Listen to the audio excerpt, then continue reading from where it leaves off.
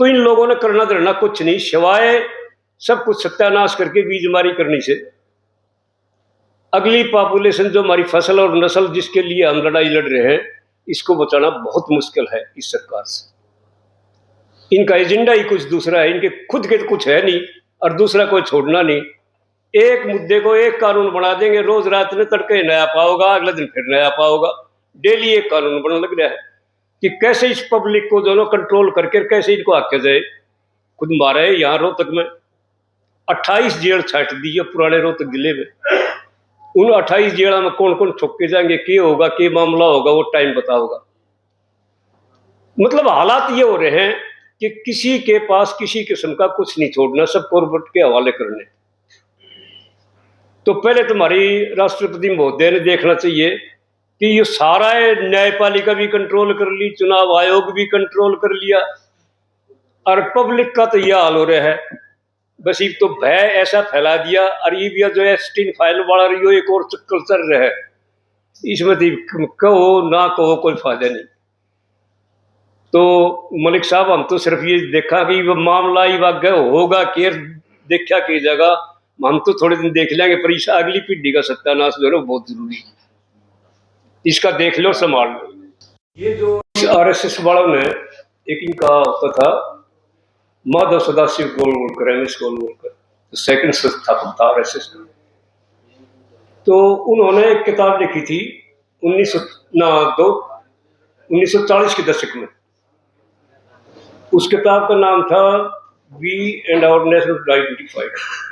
उस किताब में मतलब जो निचोड़ दिया था वो ये था कि अगर भूल से सत्ता हाथ लग जाए तो उस देश की सरकारी संपत्ति, जल, जंगल और जमीन अपने 2-3 धनाढ्य विश्वसनीय साथियों को सौंप दे, जैसे कि आजकल चल रहा है कि जल, जंगल और जमीन अपने 2-3 धनाढ्य विश्वसनीय साथियों को सौंप दे और 95% देश में भूखमरी पैदा कर दे, ताकि 7 जन्म तक भी आपकी सरकार ना जाए। सिर्फ शासन करने से मतलब है और कोई मतलब नहीं। और वो तो 2002 में सुप्रीम कोर्ट ने भी आदेश दे दिया था कि जो ये नए चेहरे जो शासन कर रहे हैं, इनको बहुत ही खतरनाक और देश के लिए खुला छोड़ने का हानिकारक बताया था, और आज सबके में चल रहा है। हर चीज एक के करके सारा का सारा रेल बेच दी, मेल, तेल, हेल, सेल, हवाई अड्डे, मतलब सब कुछ जो है ना वो उनको कॉर्पोरेट के हवाले किए जा रहे हैं। इन्होंने नहीं छोड़ना कुछ भी, आखिर में पशु भी नहीं छोड़ेगा, जमीन भी नहीं छूटेगी, पैसा भी नहीं छूटेगा, डिजिटल करेंसी भी आ लेगी। और फिर सबसे बड़ी जो कहानी होनी है आगे, वो एक है कि डीजेनरेशन, डीपॉपुलेशन। 785 करोड़ पॉपुलेशन को 100 करोड़ पर लेके छोड़ना है। तो जब हमारी जल, जंगल और जमीन तीनों चीजें नष्ट हो जाएंगी, हमारे हाथ में कुछ भी नहीं बचेगा, तो तब हम कैसे सरवाइव करेंगे? ये एक बड़ा मुद्दा है। सब कुछ कॉर्पोरेट के हाथों में चला गया है। ये तो जो महान मूर्तियां हैं, इन्होंने सब कुछ कॉर्पोरेट के हाथ में दे दिया है। आपके हाथ में कुछ भी नहीं बचा है। न महिला सुरक्षा, न स्वास्थ्य, न शिक्षा, न युवाओं के लिए कोई रोजगार। आप सब देख रहे हैं कि देश का सारा सिस्टम तहस नहस और अस्त व्यस्त है। आदिवासी समूह, किसान समूह दोनों ही उत्पादन करता है। आपने देखा कि जैसे कोविड का वक्त आया था, कोविड में भी इन्हीं किसान समूहों ने देश को चलाया था। अगर ये किसान नहीं होते तो उस वक्त में भी हम लोग सरवाइव नहीं कर पाते। आज आप देखेंगे जो गैस का संकट कुछ आया हुआ है और कुछ कालाबाजारी ने बना दिया है, इस संकट में आज देखेंगे कि वही किसान, उसी के पशु और वही गोबर ईंधन के रूप में जो है प्रयोग किया जा रहा है, उसके बिना आज रोटी नहीं बन सकती। बहुत से घरों में उन्हीं चूल्हों को वापस ला दिया गया है, संस्कृति की तरफ वापस मोड़ दिया गया है। ये एक इशारा है आप सबको समझाने के लिए कि आपका जल, जंगल और जमीन बचाना बहुत ज्यादा जरूरी है।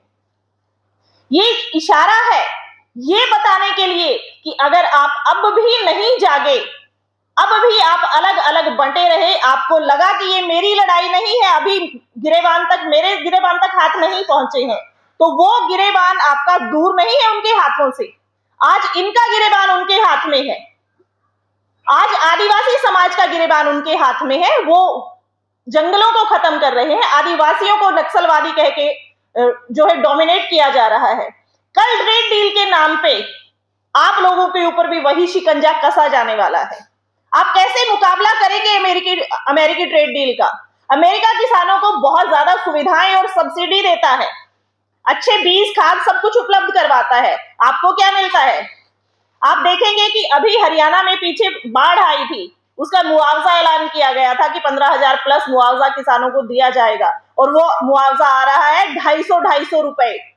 वो किसान के साथ भद्दा मजाक है। 10-10, 15-15 एकड़ का मुआवजा जो है वो 250 रुपए किसान को आप भीख दे रहे हैं क्या? उसी किसान को आप भीख दे रहे हैं जिसका दिया आप खाते हैं।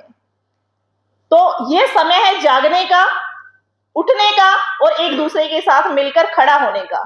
आदिवासी भाइयों की लड़ाई हमसे अलग नहीं है, हम सब की लड़ाई एक है। हमारी फसलों और नस्लों को बचाने की लड़ाई एक है। हमारी युवा पीढ़ी को इस सरकार ने जो है रील्स के चक्कर में फंसा के बेहुदगी की तरफ उतार दिया है कि रील्स से कमाओ, पकोड़े तलो, नाली से गैस बनाओ। तो यही मजाक अब हमारे बीच में चल रहे हैं, जबकि हमारे युवाओं को रोजगार की तरफ नहीं ध्यान किया जा रहा। स्किल्स तो युवाओं में है ही नहीं, तो वो रोजगार कैसे कर लेंगे? उनका स्टडी मटेरियल ऐसा है कि वो सिर्फ क्रैमिंग कर सकते हैं, वो सिर्फ रट्टाफिकेशन कर सकते हैं, बाकी उनमें स्किल्स नहीं है। और स्किल नहीं होंगी तो बच्चा आगे सरवाइव कैसे करेगा?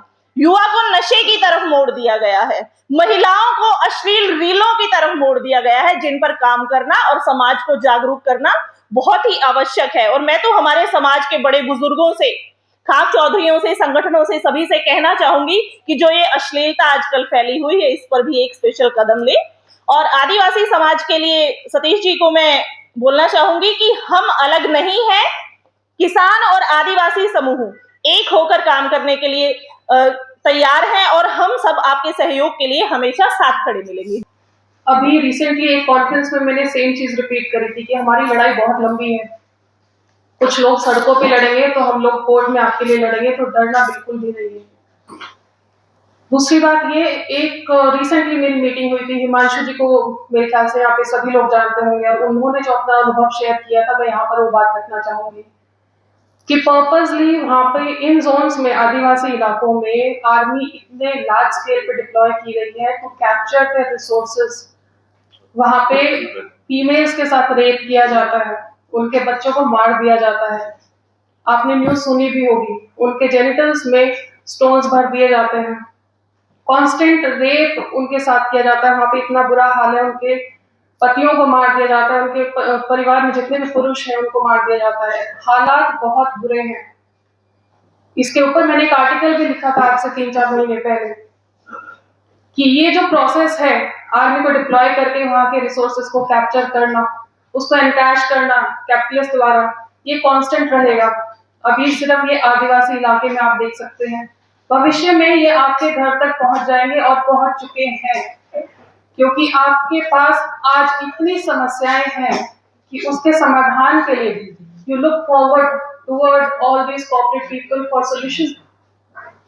बहुत समय से मैं कहती आ रही, सरकार के ऊपर अपनी मूलभूत सुविधाओं के लिए बिल्कुल निर्भर ना होइए। अपना पानी, हाथों के नलके होते थे हमारे घरों में, अब हम सप्लाई के पानी पे निर्भर हो चुके हैं, जिसका परिणाम हमने देखा है। फरीदाबाद में अभी कितने लोग मर चुके हैं गंदा पानी पीने से। तो ये जो कंट्रोल है हमारी लाइफ का for clean air, clean water, good medicine, good health care, सब कुछ सरकार के ऊपर निर्भर हम हो चुके हैं। दूसरा एग्जांपल मैं देना चाहूंगी, अभी मैं न्यूज पढ़ते हुए आ रही थी when I was on my way. Panchkula में 10,000 पेड़ काटे गए हैं, और वहां पर जो सिक्योरिटी गार्ड था उसने उसकी शिकायत करी, विजय कुमार उनका नाम है, कि खैर के 10,000 पेड़ यहाँ पे रातों रात काटे गए हैं, उसका साथ देने के बजाय, कल्प्रिट्स पे एफआईआर करने की बजाय उनको सस्पेंड कर दिया गया है। तो आप देख सकते हैं सरकार आपके लिए कितनी सीरियस है। पंचकुला जैसे खूबसूरत शहर का ये हाल है, सरकार उनसे मिली हुई है, उसको सस्पेंड किया गया है और वो अभी प्रोटेस्ट में बैठा हुआ है वहां पर अकेला, उसका साथ देने वाला कोई नहीं है, तो साथ हमें ही देना है। और मैं आज आप सबसे विनती करूंगी, जितने भी लोग हमारे पर्यावरण को बचाने के लिए लड़ाई लड़ रहे हैं, हमें उनका साथ देना है। मैं चाहूंगी कि आज आप यहाँ से जब जाएं तो एक शपथ लेके जाएं कि जिए तो एक दूसरे के लिए जिए, खुद के लिए नहीं। मैं चाहूंगी आप सब लोग एक बार हाथ उठा के ये कसम खाएं कि हम हर पीड़ित वर्ग के साथ, उनकी लड़ाई में उनके साथ हमेशा खड़े मिलेंगे। लीगल बैटल हम लोग आपके लिए फाइट करने के लिए तैयार हैं, चाहे कहीं पे भी हो, देश के किसी भी कोने में हो, हम आपके लिए लड़ेंगे। बाकी आप लोगों को भी हमारे साथ आना है। Thank you so much.